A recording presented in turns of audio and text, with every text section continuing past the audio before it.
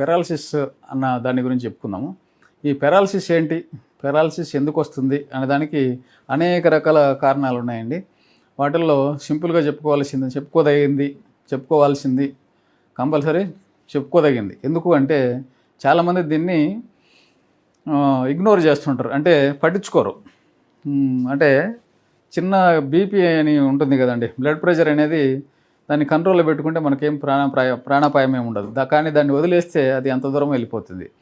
నేను చాలామంది పేషెంట్ చూస్తుంటా, చాలామంది చెప్తుంటా, అంటే మనకు ఈ బీపీ అనేది ఎప్పటి నుంచి ఉందమ్మా అంటే ఎప్పుడో సంవత్సరం నాడు చూసినాం సార్, ఏదో 10 పాయింట్లు ఉంది అన్నారు అని చెప్తారు. మన దగ్గర 150, 160 ఉంటే ట్యాబ్లెట్ ఏదన్నా వాడితేనే మంచిదమ్మా అంటే, వెళ్ళలేదు సార్ మీరు బాగా చెప్తారు, ఒకసారి వేసుకున్నామంటే అలవాటు పడితే దానికి లైఫ్ లాంగ్ వాడాలంటారు అని ఒక అపోహ అనేది జనాల్లో ఉంది.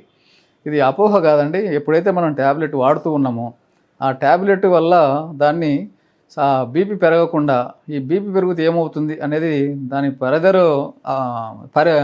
పర్యవసానాలు అనేది మనకు తెలియదు. కాబట్టి బీపీ మీద ఉన్న అపోహతోటి చాలామంది, 100కి 60-70 మంది నేను చూస్తుంటా అండి చెప్పాలంటే. ఈవెన్ చదువుకున్న వాళ్ళు కూడా అంటుంటే నాకు ఆశ్చర్యం అనిపిస్తుంది. ఎందుకు సార్ బ్లడ్ ప్రెషర్ అంత ఉన్నప్పుడు ఏమవుతుంది, మీరు ఒక ట్యాబ్లెట్ ఇస్తామంటారు, ఈ ట్యాబ్లెట్ ఈరోజు ఇస్తే వేసుకున్నా తగ్గిపోతుంది, మళ్ళీ నాకు రేపు ట్యాబ్లెట్ వేయాల్సిందే కదా అంటే, ఈ విధంగా నేను ఎన్ని రోజులు వాడాలి చెప్పండి అంటారు. ఎన్ని రోజులు కదా, మీరు అవసరమైతే లైఫ్ లాంగ్ వాడాలి. మేము చెప్పినట్టు చేస్తే మీరు లైఫ్ లాంగ్ వాడాల్సిన అవసరం ఉండకపోవచ్చు. న్యాచురోపతి డైట్లోకి రావాలి, ప్లస్ ఉప్పు తగ్గించాలి. ఉప్పు పూర్తి తగ్గించమంటే ఎవరు తగ్గించరు. ఒకటి మనం బయట ఏదన్నా ఎక్కడెక్కడ తిన్నామంటే ఉప్పు ఎక్కువ తినాల్సి వస్తుంది. ఇవన్నీ ఉంటున్నాయి. కాబట్టి డాక్టర్ ఏంటంటే లైఫ్ లాంగ్ వాడాలి అని చెప్తారు. లైఫ్ లాంగ్ వాడాల్సిన పని లేకుండా ఉండాలంటే మనం చెప్పిన డైట్లోకి వచ్చి మనం చెప్పే మెడికేషన్ వాడుకుంటూ జాగ్రత్తగా ఉంటే మీకు లైఫ్ లాంగ్ కూడా అది వాడాల్సిన అవసరం ఉండదు. ఇంతకుముందు ట్యాగ్ లేని పెరాలసిస్ అన్నారు, బీపీ మీద మాట్లాడుతున్నారంటే దాని దగ్గరికి వస్తున్నా.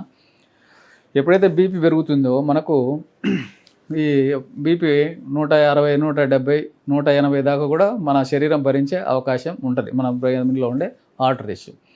ఎప్పుడైతే 200 కూడా దాటుతుందో, 190, 200 అవుతుందో పైన, కిందిది ఒక్కోసారి 120, 130, 140 అయినా ఈ కింది అంటే సిస్టోలిక్, డయాస్టోలిక్ అంటే. ఎప్పుడైతే సిస్టోలిక్ బ్లడ్ ప్రెషర్ పెరుగుతుందో అది దాన్ని ఏంటంటే 150, 130 అయినప్పుడు అది పెద్దగా ఏం కాదులే అని కొంత డాక్టర్లు చెప్తారు. అంటే కింద అంటే డయాస్టోలిక్ వచ్చేసి మీకు 75, 80 ఉంది, అదేం కాదులేనప్పుడు అది కూడా వదిలేసే అవకాశం ఉంటుంది. అలాగాక అది 180, 90, 200 పైన కూడా వీళ్ళు పట్టించుకోరు. దానికి ప్రపోర్షనేట్గా ఇది కూడా ఒక్కోసారి 120, 130 కూడా డయాస్టోలిక్ ఉండే అవకాశం ఉంటుంది. ఎప్పుడైతే ఈ సిస్టోలిక్ పైన ఉండే బ్లడ్ ప్రెషరు ఎప్పుడైతే పైకి వెళ్ళిపోయిందో 200 అలా వెళ్ళిపోయినప్పుడు మనకు బ్రెయిన్లో అనేది క్లాట్ అంటే బ్లడ్ వెజల్స్ ఎప్పుడైతే సప్లై చేస్తుందో ఆ బ్లడ్ వెజల్స్ అనేవి రప్చర్ అవుతాయి. నార్మల్గా పోయే దీనికి అది ఎప్పుడైతే రప్చర్ అవుతుందో అక్కడ ఆ ఫ్లో అనేది ఇంటరప్ట్ అయ్యి అక్కడ కారిపోతుంది. అక్కడైతే ఎప్పుడైతే బ్లడ్ కారుతుందో అంటే ఒక్కొక్క మనిషిని బట్టి కొందరికి ఏంటంటే బ్లడ్ కోయాగులేషన్ సిస్టమ్ అంటే బ్లడ్ ఒక్కోసారి కొంచెం కారి కోయాగులేట్ అయిపోవచ్చు. లేదా కొందరికి అక్కడ కోయాగులేట్ అయినా ఇంకోసారి పోయి అక్కడ ఎక్కువ బ్లీడింగ్ అయ్యి అక్కడ కూడా ఇది అవ్వచ్చు. అందుకే ఒక్కోసారి మల్టిపుల్ క్లాట్స్ అని చూస్తుంటాం బ్రెయిన్లో, ఎంఆర్ఐలు వాటిల్లో. ఇది ఏంటంటే ఎప్పుడైతే ఇవి పగిలి ఎప్పుడైతే క్లాటింగ్, బ్లీడింగ్ ఎక్కువ అక్కడ ఇదే ఉందో బ్రెయిన్లో స్పేస్ ఉండదు, అది పోయి ఇంకొక నెర్వ్ మీద ప్రెషర్ పడుతుంది.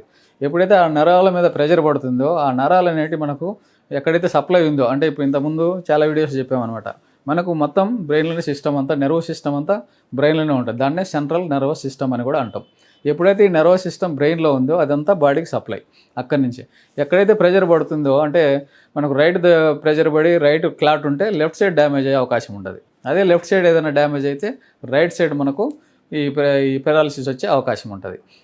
అదేవిధంగా ఇప్పుడు క్లాట్స్ ఎప్పుడైతే మనకు రైట్ సైడ్ ఉన్నాయో left side leg plus hand అనేది మనకు పెరాలసిస్ లాగా వచ్చి ఇట్లా వంకర పోవడము, అలాగే కాళ్ళు అనేటివి సచ్చుబడిపోవడం అనేది మనము చూస్తుంటాం. ఇది ఒక్కోసారి అంటే అక్యూట్గా జరిగే అవకాశం ఉంటుంది. ఆ క్లాట్ను బట్టి కూడా మనం దాన్ని డిసైడ్ చేయవచ్చు. అదేవిధంగా ఇంకొక రకంగా ఏంటంటే ఇవి ఒక 25-30 పేషెంట్స్ జరిగే అవకాశం ఉంటే, ఇంకోటి ఏంటంటే మనకు బ్లడ్ వెజల్స్ని క్లాట్స్ ఉంటాయి. అవి దాన్ని ఇస్కెమిక్ బ్లడ్ వెజల్స్ అంటాం. ఎప్పుడైతే ఇస్కెమిక్ బ్లడ్ వెజల్స్ ఉంటాయో వాళ్ళకు ఆ ఫ్లో అనేది పూర్తిగా సాఫీగా జరగకుండా ఆ ఫ్లోలోనే ఇంటరప్షన్ అవుతుంది. ఎందుకు అంటే ఆ క్లాట్స్ ఉన్నాయి కాబట్టి. ఆ క్లాట్ ఎక్కడో ఒకసాట అక్కడ ఒక లాగ్డ్ అయిపోయి అది అక్కడ ఇదేమో కూడా ఒక్కోసారి దాన్నే బ్రెయిన్ స్ట్రోక్ అని కూడా అంటాం. దానివల్ల బ్రెయిన్ స్ట్రోక్ వచ్చే అవకాశం ఉంటుంది. ఆ బ్రెయిన్ స్ట్రోక్ ఇప్పుడు ఈ బీపీ వల్ల వచ్చేది వేరు, ఇస్కెమిక్ ఆర్టరీస్ వల్ల వచ్చే బ్రెయిన్ స్ట్రోక్ వేరు. బ్రెయిన్ స్ట్రోక్ వచ్చేది ఇస్కెమిక్ ఆర్టరీస్ వల్ల 75-80% అయితే దీనివల్ల 20% వచ్చే 20-25% వచ్చే అవకాశం ఉంటుంది. దాన్నే మనం ఏమంటే ఒక్కొక్కసారి సివిఏ అని కూడా అంటాం, సెరిబ్రో వాస్కులర్ యాక్సిడెంట్ అంటాం. ఇది ఆ ఇస్కెమిక్ వల్ల వచ్చేదాన్ని. ఆ సెరిబ్రో వాస్కులర్ యాక్సిడెంట్ ఎప్పుడైతే అంటే ఆ ఇంటర్నల్గా ఆ ప్రెజర్ పడి అది ఆ యాక్సిడెంట్ రూపంలో మనకు అక్కడ కనిపిస్తుంది కాబట్టి దాన్ని ఆ విధంగా యాక్సిడెంట్ అంటే బయట జరిగే యాక్సిడెంట్ కాదండి, ఇది లోపల. దాన్ని ఇప్పుడు చెప్పినట్టు ఇప్పుడు 2 క్లాట్స్ అంటే బయటకు వచ్చిన తర్వాత 2 క్లాట్స్ ఒకటే, అది ఎక్కడైతే ప్రెజర్ పడుతుందో ఆ పారాలసిస్ వస్తుంది. ఆ పారాలసిస్ ఎప్పుడైతే వస్తుందో ఆ ఏరియా బాగా డ్యామేజ్ అయిపోయి మనకు ఈ క్లాట్స్ ఒక్కోసారి ట్యాబ్లెట్స్ ఇస్తాం, గాయాస్పిరిన్ లాంటి, క్లోపిడోగ్రిల్, మనకి ఏదైతే లిపిడ్ ప్రొఫైల్ ఏదైతే అంటే ట్రైగ్లిజరైడ్స్ కొవ్వు పదార్థాలను కరగడానికి ఇస్తామో అటువంటివి మనకు దీంట్లో కూడా మోడర్న్ మెడిసిన్లో పెడతాం. ఒక సర్టన్ పీరియడ్ వరకు అవి కరిగించగలవు, తర్వాత కూడా ఒక్కోసారి అవి కరిగించలేని అవకాశం కూడా ఉండే అవకాశం ఉంటుంది. అటువంటి కేసులు మన దగ్గరికి వచ్చిన ఈ కేసులు చాలా వరకు పారాలసిస్ కేసెస్ మనము చాలా వరకు ట్రీట్ చేస్తూ ఉన్నాం. ఇంతకుముందు ఒక వీడియోలో చెప్పినట్టు ఇంటిగ్రేటెడ్ మెడికల్ సిస్టమ్ అనే సిస్టమ్ ద్వారా మనము ఎక్కడ డ్యామేజ్ ఉంది, ఎక్కడ క్లాట్ ఉందో చూసుకుంటూ అవసరమైతే దానికి మనము శిరోధార అని ఉంటుంది ఆయుర్వేదిక్లో, అది అన్నిటి కేసులకు ఉపయోగపడిన కేసుకి అది పెట్టుకుంటూ కొన్ని రకాల ఆయిల్స్ మర్దన చేసుకుంటూ బయట ఉంటే ఆ సచ్చుబడిన నరాలు అనేటివి కూడా కొంచెము ఇదే అవకాశం ఉంటుంది. అలాగే ఇంటర్నల్ మెడికేషన్ ఇస్తే స్లోగా మనకు బ్లడ్ క్లాట్ అనేది పూర్తిగా కరిగిపోయి మనకు ఇది జరిగే అవకాశం ఉంటుంది. నూటికి ఒక 30 పేషెంట్స్ 40 పేషెంట్స్ను మనం క్యూర్ చేయవచ్చు, కానీ మిగతా 40-60% మన చేతిలో ఉండదు. వాళ్ళ ఆహారపు అలవాట్లు, వాళ్ళ విధానాలను బట్టి కూడా ఇది ఒక్కోసారి మారుతూ ఉంటుంది అనమాట, ఈ ఎంతమందికి పర్సెంటేజ్ అనేది. కాకపోతే ఇంతకుముందు చెప్పిన 100% సేఫ్ అనమాట. ఈ మెడిసిన్ వాడితే మనము సైడ్ ఎఫెక్ట్స్ ఉండదు, రెండోది డ్యామేజ్ ఇంకొక ఆర్గాన్ డ్యామేజ్ జరిగే అవకాశం ఉండదు. ఉన్నది మాత్రమే హీల్ అయ్యే అవకాశం ఉంటుంది.